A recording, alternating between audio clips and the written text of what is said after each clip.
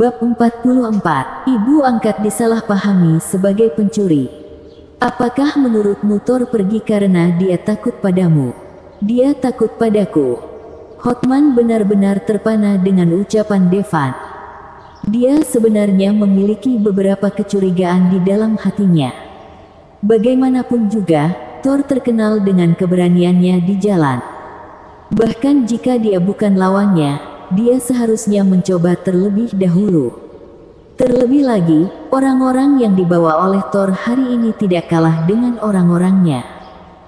Tapi Thor mundur dengan patuh. Apalagi saat dia pergi, rasa takut tergambar jelas di matanya. Jadi yang ditakuti Thor bukanlah Hotman, tapi pria di depannya. "Kamu, siapa kamu?" Hotman menelan ludahnya dan bertanya. "Namaku Devan Amor." Devan Amor. Dua kata ini menghantam Hotman seperti petir. Nama Devan sekarang sangat populer di Doujin. Hotman tidak bisa mempercayai telinganya. Armini sebenarnya adik Devan. Karena berbagai aksi Devan di masa lalu, dia sudah punya gelar diktator kecil, mendominasi dan tak tertandingi. Murid Dewa Perang, bilang bunuh langsung bunuh. Tanyakan saja, di seluruh kota Doujin, berapa banyak orang yang bisa melakukannya. Jangankan Doujin, bahkan di Manhua, hanya sedikit orang yang berani menyentuh murid Dewa Perang. Bagaimanapun juga, Dewa Perang mewakili raja suatu daerah. "Maaf, aku salah. Aku tidak tahu jika Armin adalah adikmu. Jika aku tahu, aku tidak akan berani memprovokasinya, aku tidak akan punya nyali." Hotman berlutut di tanah dengan bunyi baf. "Diktator kecil, apa-apaan ini?" Devan tampak bingung. Ini adalah julukan semua orang untukmu. Jika kamu tidak menyukainya, aku tidak akan menyebutmu seperti itu lagi." Hotman menelan ludah dan berkata, "Aku tidak menyukainya." Devan mengerutkan kening. Julukan ini terdengar cacat saat dia pertama kali mendengarnya.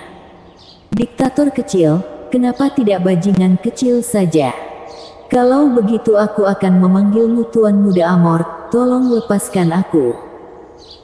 Devan mengangguk dan berkata, "Karena kamu baik kepada adikku, aku akan melepaskanmu hari ini. Di masa depan, jika aku tahu kamu berani menyukai adikku lagi, jangan salahkan aku." "Jangan khawatir Tuan Muda Amor, Armin adalah wanitamu, siapa yang berani menyukainya lagi?" kata Hotman dengan nada datar. "Omong kosong, Armin adalah adikku." Devan memelototi Hotman. Aku tahu, dia adalah adikmu." Hotman hanya bisa setuju. Dengan begitu, semuanya dapat diselesaikan.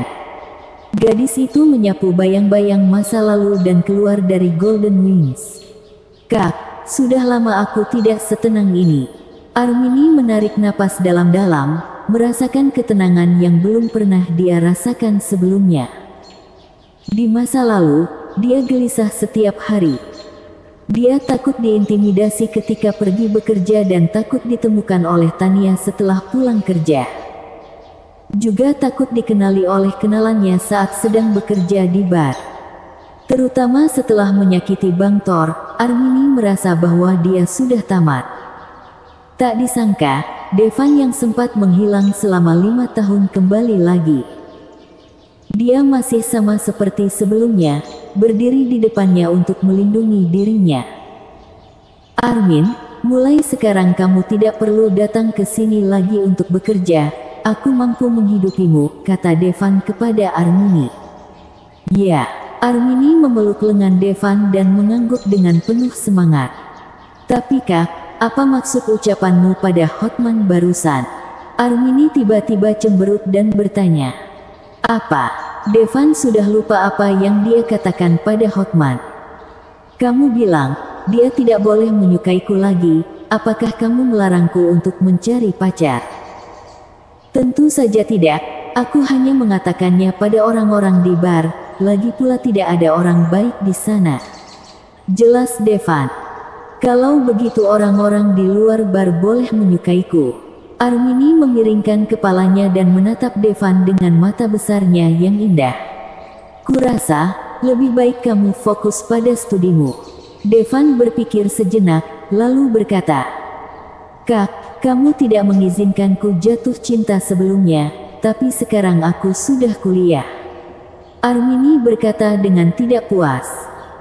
Kalau gitu, kamu boleh punya pacar, tapi kamu harus kenalkan dulu padaku dan mendapat persetujuanku. Oke Kak, kalau begitu jangan pukul dia lagi. Armini berkata sambil tersenyum ringan. Armini ingat saat dia masih sekolah, ada beberapa teman sekelas pria yang selalu mendekatinya, tapi mereka dipukuli oleh Devan. Selama dia tidak menggertakmu, aku tidak akan memukulnya, kata Devan. Kak, senang memilikimu, kata Armini pelan, menyandarkan kepalanya di lengan Devan. Devan tahu bahwa selama ketidakhadirannya, Armini sangat menderita. Dia langsung mengusap kepala Armini dan berkata, mulai sekarang, kakak akan selalu ada di sisimu. Kak, ayo pulang, ibu akan sangat senang melihatmu, kata Armini bersemangat. Mereka berdua naik taksi dan bersiap untuk pulang. Namun saat ini, telepon Armini tiba-tiba berdering. Halo, apakah ini Amirni, Putri Tania? Suara itu datang dari pihak lain. Ya, siapa kamu? Armini tiba-tiba memiliki firasat buruk. Cepat ke sini, Tania akan melompat dari gedung. Suara di telepon tampak sedikit cemas. Apa? Katakan padaku, di mana itu? Sebuah villa sudah penuh dengan orang saat ini. Ada seorang wanita yang berdiri di balkon villa. Itu adalah Tania, ibu angkat Devan. Tania dulu menyulam dengan sangat baik, tapi dia dipecat oleh pabrik setelah tangannya patah. Untuk membayar biaya kuliah Armini, dia bekerja sebagai pembantu rumah tangga. Hari ini, dia dipanggil untuk membersihkan villa. Villa itu sangat besar dan menghabiskan banyak tenaga untuk membersihkannya. Namun, ketika Tania berpikir bahwa dia bisa mendapatkan 600.000 setelah membersihkan villa, dia sangat senang. Namun, saat pemilik villa sedang melakukan pemeriksaan, dia mengatakan bahwa keluarganya kehilangan sebuah kalung batu permata. Dia bersikeras bahwa kalung itu dicuri oleh Tania. Aku benar-benar tidak mencurinya. Tania meneteskan air mata. Meskipun dia miskin, dia tidak pernah melakukan hal seperti mencuri. Bahkan jika dia menemukan dompet di jalan, dia akan selalu berinisiatif untuk mengembalikannya kepada pemiliknya. Hehe, kamu satu-satunya yang datang ke villa kami hari ini. Siapa lagi jika bukan kamu? Biarkan aku memberitahumu, kalung batu permata itu bernilai 1 miliar, belum terlambat bagimu untuk mengembalikannya sekarang, jika tidak, kamu akan dipenjara.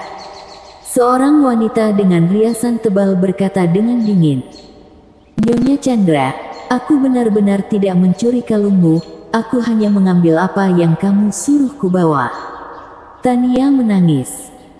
Hehe, aku kasihan padamu karena membersihkan villa sebesar ini sendirian, jadi aku memberimu barang-barang yang tidak diinginkan lagi, tapi aku tidak menyangka kamu benar-benar mencuri barangku, apakah kamu tidak punya rasa malu? Nyonya Chandra berkata dengan keras. Benar-benar tidak tahu diri, sudah bagus diberi barang bekas yang sudah tidak diinginkan, bisa-bisanya dia masih mencuri di villanya. Benar, mulai sekarang kamu harus hati-hati mencari pembantu, jangan sampai mengundang pencuri masuk. Dia terlihat sangat cantik, tapi bekerja sebagai pembantu, aku khawatir dia jalang, mungkin saja dia mencoba berhubungan dengan seorang suami yang kaya. Orang-orang di lantai bawah menunjuk ke Tania di lantai atas sambil bergosip.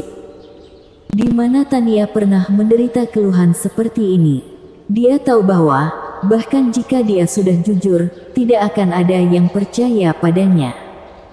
Maaf Armin, Tuduhan dari orang-orang membuat Tania benar-benar putus asa. Dia memejamkan mata, melepaskan tangan yang memegang pagar pembatas, tubuhnya langsung jatuh ke tanah. Bersambung.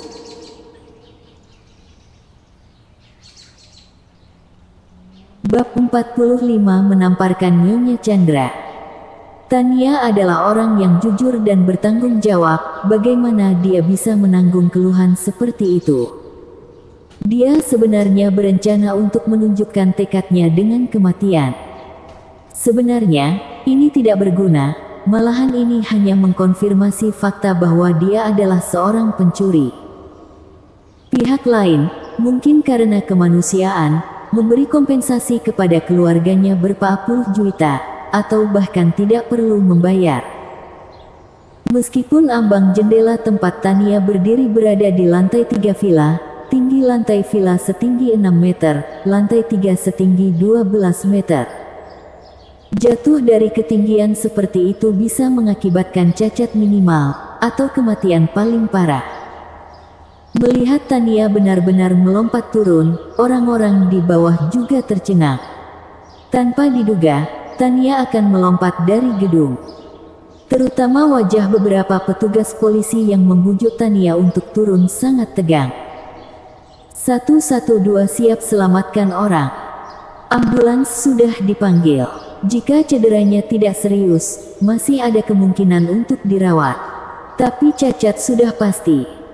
Namun, pada saat ini, sesosok terbang dari kerumunan, langsung menangkap Tania yang akan jatuh. Itu Devan. Dia dan Armini akhirnya tiba di saat kritis. Bok! Ada suara keras. Devan memeluk ibu angkatnya, keduanya mendarat di lantai beton bersama. Lantai beton di bawah kakinya retak seperti jaring laba-laba. Ini menunjukkan betapa kuatnya dampaknya. Tapi Tania tidak merasakan apapun. Sebab, Devan menurunkan semua gaya ke tanah. Melihat adegan ini, orang banyak tidak bisa menahan tepuk tangan. Meskipun mereka baru saja memarahi Tania, itu hanya karena mereka membenci pencuri dan mereka tidak menginginkan nyawa Tania. Beberapa orang ambulans yang membawa Tandu tampak bingung. Tidak tahu apa harus ke RS atau tidak. Apakah ini dianggap jatuh, atau tidak? Terima kasih, ibu angkatku baik-baik saja, kata Devan kepada orang ambulans tersebut. Orang ambulans saling melihat, kemudian kembali ke ambulans dengan wajah bingung. Beberapa petugas polisi juga tercengang. Baru saja mereka hanya melihat sosok bergegas keluar, kemudian Tania diselamatkan. Menurut panggilan pihak lain, dia adalah anak angkat pihak lain. Melihat retakan yang tak terhitung jumlahnya di tanah, para polisi mau tidak mau menelan ludah mereka. Apa anak angkat wanita ini adalah manusia super? Devan, ya, apakah itu kamu? Tania menatap Devan dengan ekstasi di wajahnya. Ini aku. Devan mengangguk. Ini pasti surga. Jika aku tahu bahwa aku akan melihatmu setelah aku meninggal, ibu seharusnya mati untuk menemanimu lebih cepat. Tania masih shock. Ketika dia sadar, dia pikir dia sudah tiba di surga. Tohni kita mengatakan bahwa Devan terpeleset dan jatuh ke jurang, tidak ketemu tulang belulangnya. Mustahil untuk hidup. Jika hidup, mengapa Devan tidak kembali mencarinya selama 3 tahun? Ini bukan surga, ibu angkat, aku kembali. Merasakan beban yang nyaris tak berbobot di lengannya, Devan terasa sedih. Dia ingat Tania dulunya adalah tipe yang sedikit semok. Di mana harus ada daging, di situ ada daging, yang membentuk tubuh. Saat itu, Tania masih muda dan cantik, ada banyak duda yang ingin menarik perhatiannya. Tetapi karena Tania membawa Devan, yang diadopsi, banyak pria tidak bisa menerimanya dan dia hanya bisa tetap melajang. Dan Tania tidak pernah berpikir untuk menyerah pada Devan. Jika dia tidak bisa menemukan seseorang, dia tidak akan mencari mereka. Dengan keahliannya, itu sudah cukup untuk menghidupi keluarga. Tapi melihat Tania sekarang, wajahnya kuyu, kulitnya kuning, beratnya diperkirakan hanya lebih dari 40 kilo. Jelas, dalam 5 tahun terakhir, kehidupan Tania tidak baik. Dan semua ini, bisa dikatakan, disebabkan oleh Devan. Sialan Nikita, benar-benar mematahkan lengan ibu angkatnya. Semula Devan merasa kekesalan terhadap Nikita sudah hilang. Tetapi pada saat ini, kebencian yang mendalam kembali muncul di hatinya. Pasti Nikita tidak menyukai identitas Tania, jadi dia sengaja mencegah Tania untuk melihatnya. Dengan kata lain, di hati Nikita, tidak pernah menerima dirinya. Setelah mendengar kata-kata Devan, Tania mencubit kakinya dengan keras. Sakit, ini bukan mimpi. Tania memeluk Devan dengan erat. Ini anakku belum mati, lihat, anakku belum mati. Tania sangat bersemangat hingga dia bingung.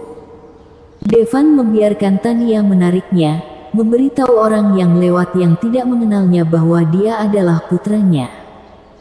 Melihat penampilan gila Tania, Devan menyadari betapa pentingnya dia bagi hati Tania. Ibu angkat, aku minta maaf padamu. Aku pikir kamu tidak menginginkanku lagi, jadi aku tidak berani pulang, kata Devan pelan. Omong kosong, kamu adalah anakku, bagaimana mungkin aku tidak menginginkanmu? Kata Tania sambil menyeka air matanya. Ketika Tania pulih, Devan berkata kepada Tania, ibu angkat, aku tidak ingin kamu menjadi ibu angkatku. Setelah mendengar kata-kata Devan, Tania terkejut. Mulai sekarang aku tidak mau memanggilmu ibu angkat, aku ingin memanggilmu ibu, kamu adalah ibu kandungku. Kata Devan kata demi kata. Oke, mulai sekarang kamu akan menjadi anakku sendiri. Tania memeluk Devan, sangat bahagia. Pada saat ini, sepertinya apa yang dia derita sebelumnya tidak perlu disebutkan. Sudah selesai mengenang masa lalu. Bagaimana dengan ibumu yang mencuri kalung batu permataku? Pada saat ini, suara acuh tak acuh dari Alisa Chandra, nyonya rumah villa, terdengar. Pop. Saat wanita itu selesai berbicara, wajahnya ditampar. Devan yang memukulnya. Beraninya kau memukulku. Wanita itu memandang Devan dengan tidak percaya. Beraninya putra Babu memukulnya. Ibuku tidak mengambil kalungmu, tetapi kamu fitnah dia, bukankah seharusnya kamu memukulku? Devan berkata dengan dingin dengan satu tangan memeluk Tania. Devan, kamu percaya padaku? Tania memandang Devan. Tentu saja aku percaya pada ibu. Aku ingat, ibu, sejak kecil mengajari kami bahwa kita harus jujur dan bersih. Bahkan jika harus meminta makanan, kau tidak boleh melakukan hal-hal yang tidak terpuji. Jadi, ibu tidak akan mencuri kalung itu, kata Devan keras. Pada saat ini, air mata Tania kembali mengalir tak terkendali. Sebab, tadi dia mengatakan bahwa dia tidak mencuri kalung itu. Tidak ada yang percaya sama sekali. Dia bahkan menelepon polisi. Polisi itu juga tidak mempercayainya, menyuruhnya untuk segera menyerahkan kalung itu. Dia tidak mencuri kalung itu, bagaimana cara menyerahkannya? Polisi mengatakan bahwa dia akan secara paksa membawanya kembali untuk diinterogasi. Untuk usia Tania, yang terpenting adalah harga diri. Jadi dia naik ke balkon. Pada akhirnya, dia terpaksa tidak punya pilihan selain menunjukkan tekadnya dengan kematian. Hari ini, dia adalah satu-satunya yang datang ke rumah. Jika bukan dia, siapa lagi? Semua orang sudah menduga. Tidak hanya mencuri kalungku, masih memukuli orang. Alisa menutupi wajahnya yang merah dan bengkak. Mukanya sembab karena dipukul oleh Devan, berkata dengan raut wajah kesal. Saat ini, polisi juga datang.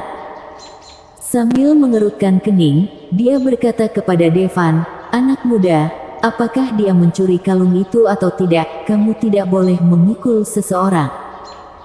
Devan tertawa ketika mendengar kata-kata, lalu apa maksudmu, apakah ibuku pantas difitnah? Haruskah dia melompat dari gedung? Jika aku tidak tiba tepat waktu sekarang, ibuku mungkin sudah mati. Bersambung.